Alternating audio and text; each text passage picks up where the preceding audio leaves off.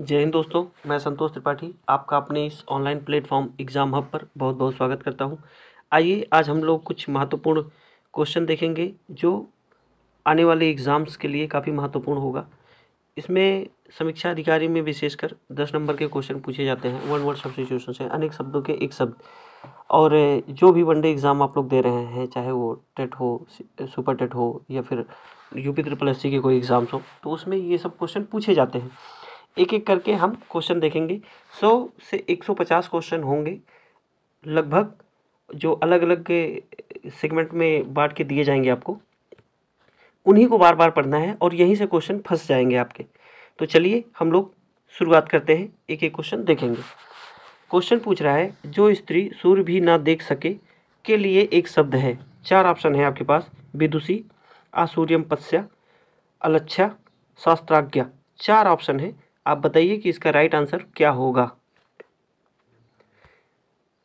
इसका जो right answer है वो होगा आसूर्यम पश्या। ये आपका राइट आंसर है। हम बात करेंगे अगर और ऑप्शनों की, तो उसको भी थोड़ा सा देख लेते हैं। यहाँ से भी क्वेश्चन पूछा गया है, विदुषी से भी क्वेश्चन पूछा गया है ना। तो विदुषी किसे कहते हैं भैया? जो स्त्री किसी विषय को अच्छी तरह जानती हो उसे विदुषी कहते हैं। लिख दें, जो स्त्री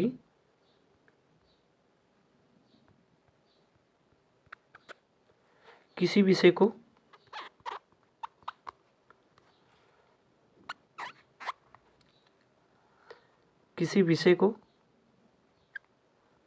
अच्छी तरह जानती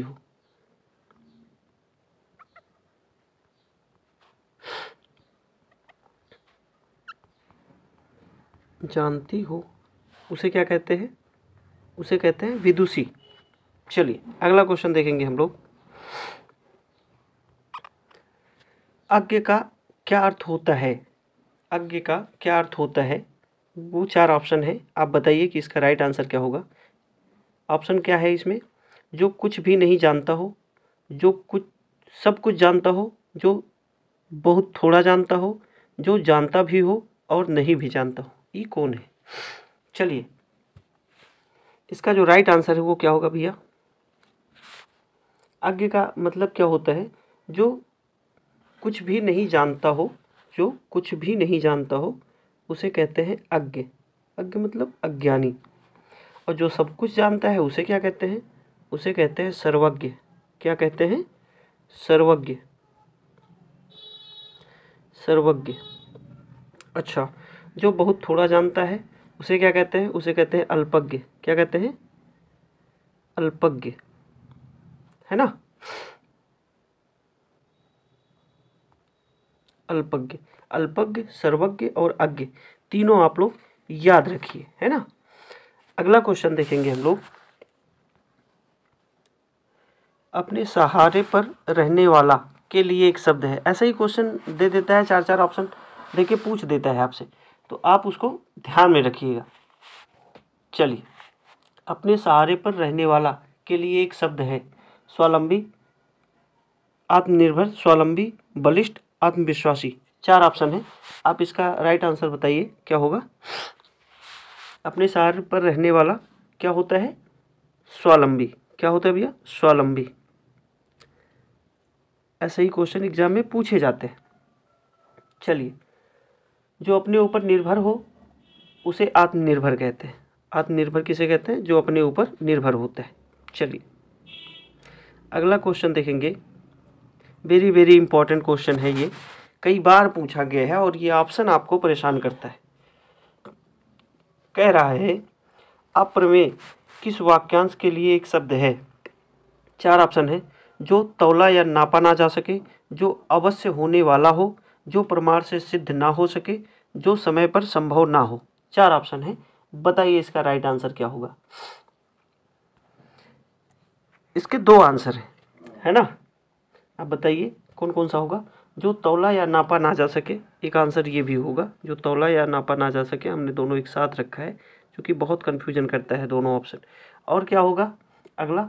जो प्रमाण से सिद्ध ना हो सके। जो प्रमाण से सिद्ध ना हो सके उसके लिए एक शब्द है अप्रमेय। अप्रमेय का दो मतलब है, जो तौला या मापा ना जा सके, जो प्रमाण से सिद्ध ना हो सके। इन दोनों को आप याद रखिए एक जगह। चलिए अगला क्वेश्चन देखेंगे हम। कह रहा है किसी पर विजय प्राप्त करने की इच्छा करने वाला वाक्यांश के लिए एक शब्द है। चार ऑप्शन है, विजेता, जिज्ञासु, विजित और जिगीषु। चार ऑप्शन है, किसी पर विजय प्राप्त करने की इच्छा रखने वाला। इसका जो राइट आंसर है वो होगा जिगीषु। क्या होगा? जिगीषु। जिसका मतलब ना समझ में आएगा वही आंसर होगा।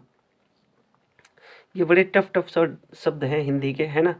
कई बार एग्जाम में यहीं से पूछ लेता है। अच्छा, अगर हम बात करें किसकी?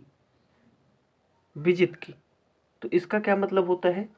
जो जीत लिया गया हो, जो जीत लिया गया हो।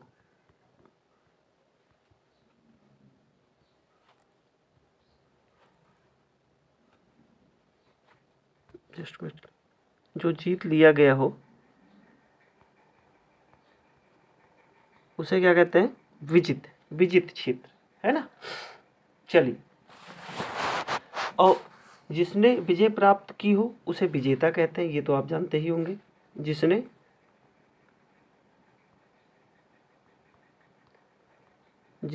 विजय प्राप्त की, विजय प्राप्त की हो उसे क्या कहते हैं? विजेता कहते हैं, है ना। चलिए, और जिज्ञासु किसे कहते हैं? जो जानने की इच्छा रखने वाला व्यक्ति जिज्ञासु कहलाता है। जानने की इच्छा रखने वाला व्यक्ति जिज्ञासु कहलाता है। अगला क्वेश्चन देखेंगे हम लोग।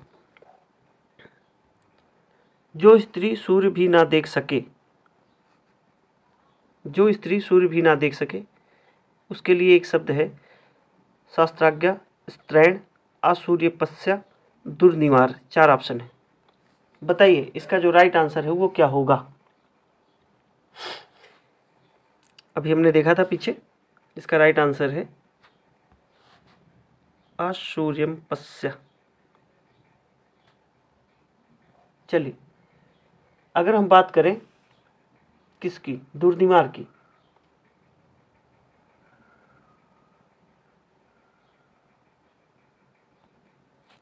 इसका क्या मतलब होता है? दुर्निवार की, जो जल्दी रोका या हटाया ना जा सके उसे दुर्निवार कहते हैं, है ना। हटाया ना जा सके या रोका ना जा सके उसे दुर्निवार कहते हैं। और अगर हम बात करें स्त्रैण की, स्त्री के वश में रहने वाला, स्त्री के वश में रहने वाला, स्त्री के वश में रहने वाला क्या कहलाता है? स्त्रैण कहलाता है। चलिए अगला क्वेश्चन देखेंगे हम लोग। ये कई बार एग्जाम में पूछा गया है। क्या है भैया?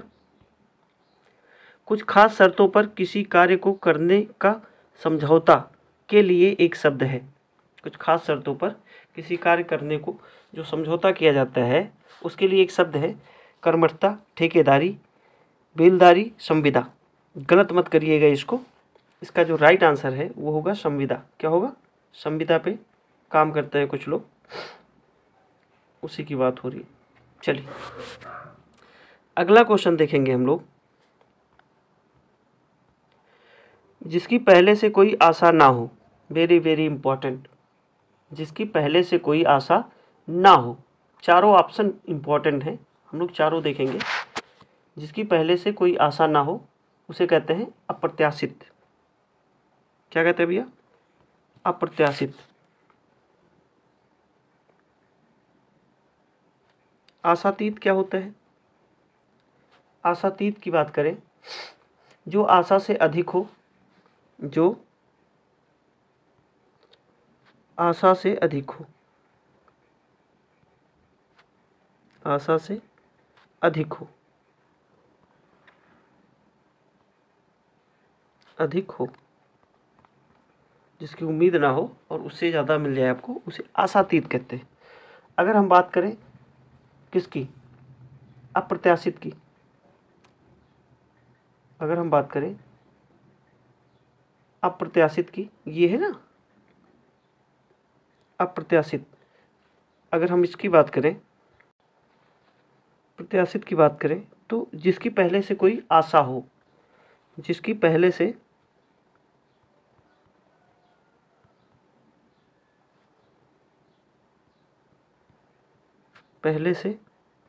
आशा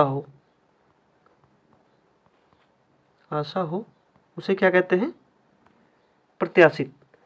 अप्रत्याशित, जिसकी पहले से कोई आशा ना हो, उसे अप्रत्याशित कहते हैं। आशातीत, जो आशा से अधिक हो। चलिए अगला क्वेश्चन देखेंगे हम लोग। राज्य द्वारा निकाला गया आधिकारिक आदेश वाक्यांश के लिए एक शब्द है। अधिनियम, अधियाचन, अध्यादेश, अधिसूचना। 4 ऑप्शन है। इसका राइट आंसर क्या होगा बताइए आप लोग। ये तो सही होना ही चाहिए। राज्य द्वारा निकाला गया आधिकारिक आदेश क्या कहलाता है? अध्यादेश। क्या कहलाता है? अध्यादेश। अध्यादेश। अगर हम बात करें अधिनियम की तो इसका क्या मतलब होता है? शासन द्वारा जारी किया गया कानून। क्या होता है? शासन द्वारा जारी किया गया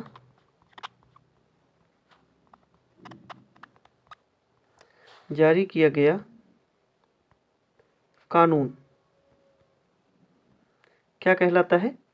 अधिनियम। अध्यादेश, राज्य द्वारा निकाला गया आधिकारिक आदेश, अध्यादेश। अधिसूचना की बात करें अगर हम, वह आधिकारिक सूचना जो राजपत्र में प्रकाशित हुई हो उसे अधिसूचना कहते हैं। चलिए अगला क्वेश्चन देखेंगे हम लोग। Very very important. वह स्त्री जिसका पति परदेश या विदेश गया हो के लिए एक शब्द है। 4 ऑप्शन है आपके पास। नवोढ़ा, प्रोषित पतिका, प्रवत्स पतिका, आगत पतिका। 4 ऑप्शन है। चारों से क्वेश्चन बने हैं अलग अलग समय में, है ना। तो इसका जो राइट आंसर है वो क्या होगा? प्रोषित पतिका। क्या होगा? प्रोषित पतिका। जी। अगर हम बात करें नवोढ़ा की बात करें अगर हम, तो उसका क्या मतलब होता है? नई ब्याही हुई स्त्री। नई ब्याही हुई स्त्री क्या कहलाती है? नवोढ़ा, है ना। बहुत पूछा गया एग्जाम में। नई ब्याही हुई स्त्री क्या कहलाती है भैया? नवोढ़ा, है ना। चलिए आगत पतिका की बात कर लेते हैं अगर, है ना। वह स्त्री जिसका पति अभी अभी परदेश से लौटा हो। वह स्त्री जिसका पति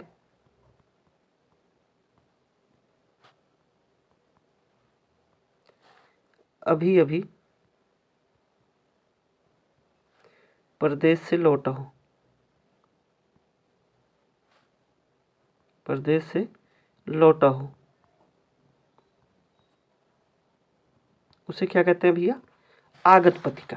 प्रोषित पतिका वह स्त्री जिसका पति परदेश गया हो। नवोढ़ा नई ब्याही हुई स्त्री। चलिए अगला क्वेश्चन देखेंगे हम लोग। बस ये लास्ट क्वेश्चन था। चलिए आज इतना ही रखेंगे, मिलेंगे अगली क्लास में। आप लोग भी क्वेश्चन लगाते रहिए, बार बार प्रैक्टिस करते रहिए। यही सब क्वेश्चन बार बार पूछे जाते हैं। आगे ये सीरीज कंटिन्यू रहेगी। चलिए आज इतना ही रखेंगे, मिलेंगे अगली क्लास में। तब तक के लिए जय हिंद।